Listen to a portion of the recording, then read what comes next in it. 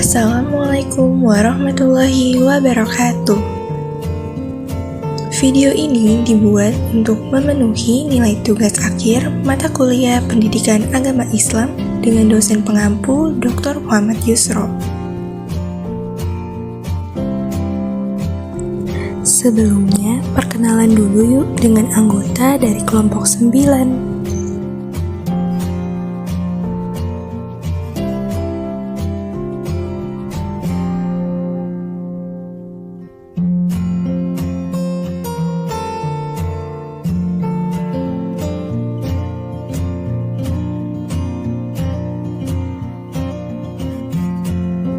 Materi yang akan dibahas pada pembelajaran kali ini ialah implementasi ajaran Islam dalam masyarakat multikultural.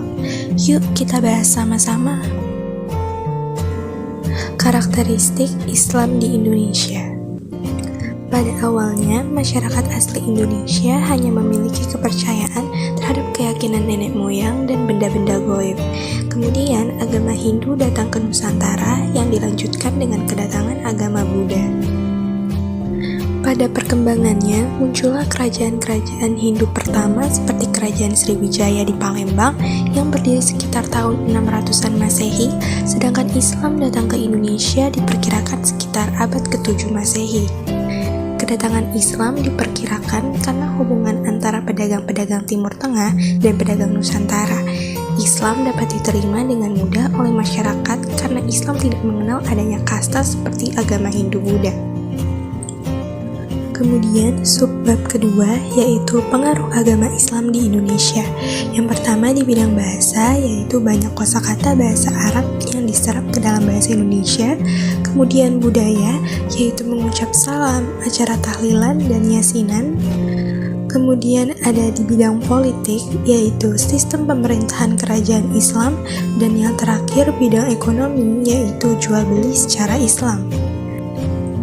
Subbab selanjutnya yaitu karakteristik Islam di Indonesia dalam dimensi sosial dan budaya.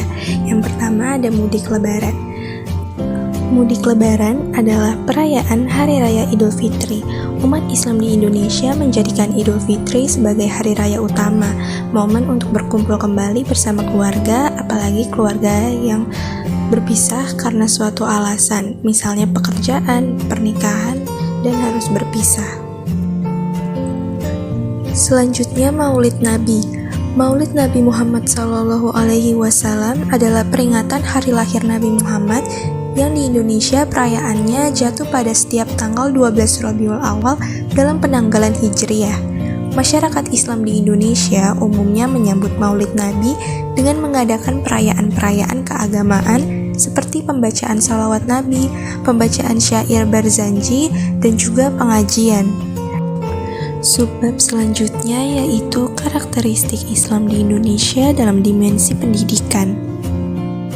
Pertama ada pesantren. Pesantren adalah sekolah Islam berasrama yang terdapat di Indonesia. Pendidikan di dalam pesantren bertujuan untuk memperdalam pengetahuan tentang Al-Quran dan Sunnah Rasul dengan mempelajari bahasa Arab dan kaidah-kaidah tata bahasa Arab. Pesantren kini tidak lagi berkutat pada kurikulum yang berbasis keagamaan dan cenderung melangit, tetapi juga kurikulum yang menyentuh persoalan masyarakat. Selanjutnya ada kitab kuning. Kitab kuning adalah istilah yang disematkan pada kitab-kitab berbahasa Arab yang biasa digunakan di banyak pesantren sebagai bahan pelajaran. Dinamakan kitab kuning karena kertasnya berwarna kuning. Ada banyak hal yang terdapat di kitab kuning, mulai dari masalah akidah, tata bahasa Arab, ilmu tafsir, ilmu hadis, ilmu usul fikih, ilmu sastra, bahkan sampai cerita dan hikayat yang tercampur dengan dongeng. Subbab selanjutnya yaitu ukhuwah Islamiyah dan urgensinya terhadap masyarakat multikultural. Keberagaman masyarakat atau multikultural memiliki keterkaitan erat dengan konsep ukhuwah Islamiyah. Ukhuwah secara bahasa berarti persaudaraan, sebagaimana firman Allah berikut ini. Innamal mu'minuna ikhwatun faslihu baina akhawaykum wattaqullaha la'allakum turhamun. Artinya, sesungguhnya orang-orang mukmin itu bersaudara. Karena itu, damaikanlah kedua saudaramu yang bertikai dan bertakwalah kepada Allah agar kamu dirahmati.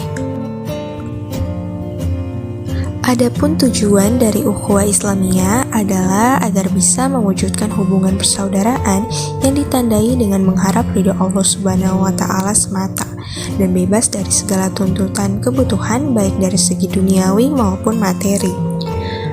Adapun manfaat dari ukhuwah Islamiyah, yang pertama mendapatkan rasa manis serta lezatnya iman, kedua akan mendapat perlindungan dari Allah Subhanahu wa Ta'ala, ketiga diantarkannya ke surga, keempat mampu melahirkan akhlak yang mulia, dan terakhir memperkokoh kekuatan kaum muslimin.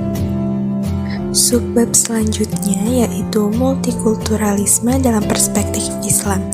Multikulturalisme dalam Islam sebenarnya telah ada pada zaman Nabi Muhammad SAW yang telah Allah sampaikan melalui Al-Quran sebagaimana pada surat Al-Hujurat ayat 13 bahwa Allah telah menciptakan laki-laki dan perempuan serta berbangsa dan bersuku-suku supaya saling mengenal.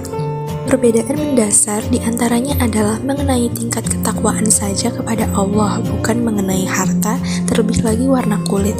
Konsep multikulturalisme pada zaman Nabi Muhammad juga sebenarnya telah diimplementasikan pertama kali ketika beliau menolak konsep perbudakan kepada orang kelas bawah dan menuntut pembebasan kepada para pemimpin Quraisy. Hal tersebut merupakan pondasi dasar adanya nilai-nilai multikultural dalam Islam bahwa setiap manusia sejatinya sama di hadapan Allah. Namun saat ini adanya penolakan terjadi di kalangan umat Islam karena kurangnya pengetahuan dan informasi mengenai konsep multikulturalisme.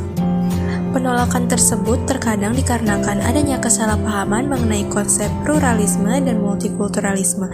Padahal kedua konsep tersebut berbeda, namun oleh sebagian pihak penggunaan kata tersebut digunakan bersamaan. Kesimpulan, agama Islam datang ke Indonesia setelah datangnya agama Hindu-Buddha. Islam merupakan agama yang mudah diterima oleh kalangan masyarakat Indonesia karena Islam adalah agama yang sangat menjunjung tinggi nilai-nilai sosial. Contohnya tidak ada kasta dalam agama Islam, di mana agama Hindu-Buddha memberlakukan sistem kasta. Agama Islam memiliki beberapa pengaruh di Indonesia, di antaranya dalam bidang bahasa, budaya, politik, dan ekonomi. Terlepas dari sistem kasta, agama Islam juga menganjurkan kepada para penganutnya untuk memiliki sikap toleransi di tengah multikulturalisme bangsa Indonesia. Toleransi atau yang dikenal dengan tasamuh merupakan sifat saling menghargai terhadap segala keberagaman yang ada. Toleransi merupakan ajaran utama agama Islam dalam mengimplementasikan sifat saling menghargai di balik realitas multikulturalisme masyarakat yang ada di Indonesia. Sikap tasamuh ini merupakan komponen penting dalam ukhuwah Islamiyah. Ukhuwah Islamiyah secara sederhana dapat diartikan sebagai persaudaraan antara sesama muslim. Di tengah keberagaman masyarakat Indonesia sebagai muslim yang baik, sudah sepatutnya kita saling menghargai segala perbedaan yang ada dan memahami bahwa perbedaan itu ada sebagai karunia atau anugerah dari Allah. Bagi bangsa Indonesia di mana kaya akan budayanya, keberagaman yang ada merupakan sebuah karunia Allah Subhanahu wa Ta'ala. Keberagaman ini jangan sampai menjadi sumber perpecahan bangsa, melainkan sebagai muslim yang baik, perbedaan yang ada haruslah dijadikan sebagai alat pemersatu bangsa. Jadi seperti itu ya teman-teman, kita harus mencerminkan sikap kita sebagai muslim yang baik dan menghargai sesama. Semoga video ini bisa menjadi bahan edukasi serta evaluasi diri kita. Terima kasih untuk yang sudah menonton. Wassalamualaikum warahmatullahi wabarakatuh.